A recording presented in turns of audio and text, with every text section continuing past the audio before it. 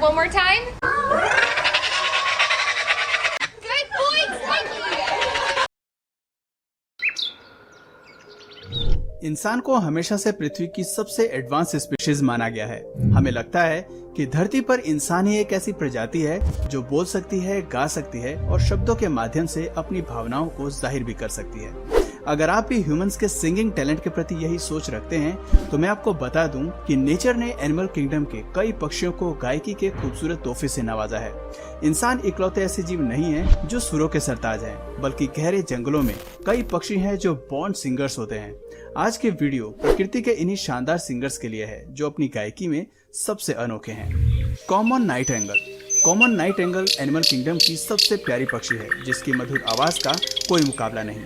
आपने अक्सर किस्से, कहानियों और कविताओं में इनके मीठे गीतों की तारीफ सुनी होगी, लेकिन आप ये नहीं जानते होंगे कि ये पक्षी अपने ब्रीडिंग सीजन्स के दौरान ही गाना गाने के लिए जानी जाती है। एशिया, यूरोप और अफ्रीका में पाए जाने वाली ये पक्षी लंबाई में 15 से 17 सेंटीमीटर तक होती है। ये ज्यादातर रात को गाना गाती है क्योंकि तब इनकी आवाज दूर तक ट्रेवल कर सकती है। ब्रीडिंग सीजन के दौरान नर पक्षी लंबे समय तक मादा को अपनी तरफ अट्रैक्ट करने के लिए गाना गाते हैं और इनके आवाज में आपको 250 वेरिएशंस देखने को मिल सकती है। इस प्रजाति की मादा और नर दोनों एक जैसे दिखाई देते हैं और दोनों के गाना गाने का टैलेंट भी कमाल का है। कैनरी, पीली रंग की ये पक्षी स्पेन के कैनरी आइलैंड से ताल्लुकात रखती है और यही वजह है कि इसका नाम भी कैनरी बर्ड रखा गया। 17वीं शताब्दी से ही इस पक्षी को एक पेट बर्ड के रूप में पाला गया है क्योंकि इसकी आवाज काफी मधुर रही है। इस प्रजाति के नर मादा के मुकाबले बेहद सुरीला गाते हैं। इनके गाने में आपको अनोखा पैटर्न और स्टाइल देखने को मिलता है। ये प्रजाति अपनी सुरीली आवाज में आसपास के वातावरण की आवाज को इमिटेट करने के लिए भी जानी जाती है। नकल करने की ये कला इस जीव में इंसानों से ही आई है जब इन्हें पेट के रूप में पाला जाने लगा। इसके अलावा ये पक्षी म्यूजिकल टोन्स और इंस्ट्रूमेंटल नोट सीखने की भी क्षमता रखती है। हालांकि कैनरी पूरे साल गाना गाती है, लेकिन गर्मियों के मौसम इन्हें बिल्कुल नहीं सुहाता और इसलिए उस सीजन में ये गाना नहीं गाती। एशियन कोयल, मीठी आवाज की बात हो और कोयल का जिक्र ना आए ऐसा तो हो ही नहीं सकता। कोयल कुकू बर्ड की फैमिली से ताल्लुकात रखती है और आमतौर पर भारत, बांग्लादेश, ऑस्ट्रेलिया और नॉर्थ ईस्ट एशिया देशों में पाई जाती है। आपको जानकर हैरानी होगी कि मिस्री सा मीठा गाने वाली ये पक्षी असल में बेहद क्रूर है। अपनी जिम्मेदारी से पीछा छुड़ाने के लिए एशियन कोयल दूसरे पक्षी के घोंसले में अंडे दे देती है और उन्हें अपने बच्चों को पालने पर मजबूर कर देती है। 40 से 45 इंच वाली एशियन कोयल वजन में 325 ग्राम की होती है। मार्च से अगस्त के महीने में ये चिड़िया बढ़ चढ़ कर गाना गाती है क्योंकि वो इनका ब्रीडिंग सीजन होता है। मेल एशियन कोयल मादा को आकर्षित करने के लिए और अपनी टेरिटरी को दूसरे पक्षियों से सुरक्षित रखने के लिए कू कू की आवाज में साउंड निकालते हैं। वहीं मादा की की साउंड निकालकर नर पक्षी का साथ देती हैं। रोज ब्रेस्टेड ग्रोसबीक एक बेहद ही सुरीली पक्षी है जो ईस्ट अमेरिका और कनाडा की मूल निवासी है। इस प्रजाति के मेल और फीमेल दोनों ही मधुर आवाज में गाना गा सकते हैं। ऐसे में जब मादा रोज ब्रेस्टेड ग्रोसबीक अंडे सेते हुए और अपना घोंसला बनाते हुए गाना गाती है, तब नर पक्षी उसी पेड़ की सबसे ऊंची टहनी पर बैठकर गाना गाते हैं। इनका गाना 6 सेकंड तक चलता है जिसमें 20 सिलेबल्स होते हैं। जंगलों में ये प्रजाति आपको आसानी से नहीं देखने को मिलेगी क्योंकि ये घने जंगलों में सबसे ऊंचे पेड़ों पर छिप कर रहते हैं। इसलिए कभी जंगल के दौरे पर जाएं तो इस पक्षी को ढूंढने की बजाय इसकी मधुर आवाज का आनंद लें। लेकिन ध्यान रहे कि सर्दियों के मौसम में ये पक्षी सेंट्रल और साउथ अमेरिका की ओर माइग्रेट कर जाते हैं। अमेरिकन रॉबिन, नॉर्थ अमेरिका के हरे भरे जंगलों में मशहूर ये पक्षी अपने सुंदर गाने के लिए जाने जाते हैं। सर्दियों में ये साउदर्न कनाडा और सेंट्रल मैक्सिको की तरफ माइग्रेट करते हैं। दिन के दौरान ये बहुत एक्टिव रहते हैं और रात के समय बड़े ग्रुप्स में इकट्ठा होते हैं। आप इनकी आवाज को आसानी से पहचान सकते हैं क्योंकि ये एक ही सीक्वेंस या फ्रेज को 3 से 4 बार अलग अलग पिचेस में दोहराते हैं। अक्सर ये सुबह सुबह गाना गाते हैं, तब इनकी आवाज को साफ तरह से सुना जा सकता है। इसके अलावा ये चिड़िया खतरा महसूस होने पर भी एक अलग ही पिच में सुर लगाना जानते हैं और अपने ग्रुप के पक्षियों को आगाह करते हैं। अमेरिका में इस पक्षी के गीत को स्प्रिंग सीजन का अलार्म समझा जाता है। ग्रे ब्राउन रंग की ये पक्षी भोजन के रूप में केचुए, कीड़े और फलों को खाना पसंद करते हैं। सॉन्ग थ्रश, एशिया, यूरोप और अफ्रीका में पाए जाने वाली सॉन्ग थ्रश एक आकर्षक पक्षी है जिसका गीत संगीत बेहद ही खूबसूरत है। इस पक्षी को उनके खूबसूरत गाने के लिए जाना जाता है जिसमें कई तरह के नोट्स शामिल होते हैं। आमतौर पर यह प्रजाति अपने जोड़े के साथ ऊंचे पेड़ की शाखा पर गाते हैं। गीत के दौरान ये 3-4 बार एक ही फ्रेज को दोहराते हैं। इसके अलावा इस पक्षी के पास 3 से 4 अलग अलग टोन में गाना गाने का हुनर होता है। इसकी लंबाई 8 से 10 इंच की होती है और इसका वजन 110 ग्राम होता है। आमतौर पर ये प्रजाति वुडलैंड्स पार्क में रहना पसंद करती है और लंबी दूरी की यात्रा करना जानती है।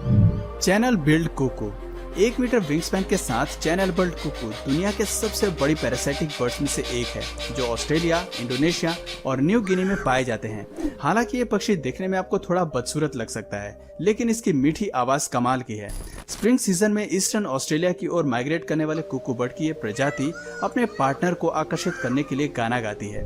ब्रीडिंग सीजन के दौरान आप इनकी आवाज को 500 मीटर दूर से भी सुन सकते हैं।